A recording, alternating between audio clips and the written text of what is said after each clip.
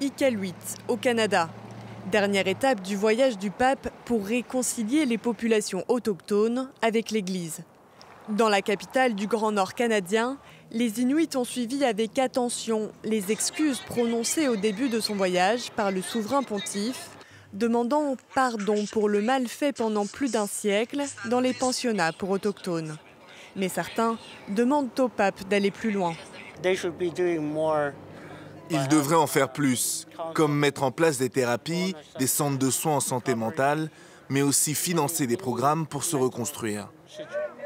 Entre 1880 et 1996, près de 150 000 autochtones ont été envoyés dans des pensionnats à travers le pays pour être civilisés et christianisés.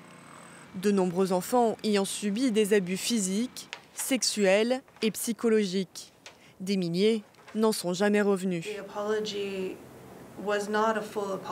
Les excuses n'étaient pas complètes. Elles n'ont pas pris en compte les abus sexuels et n'ont pas reconnu le rôle institutionnel de l'Église catholique dans la protection des agresseurs.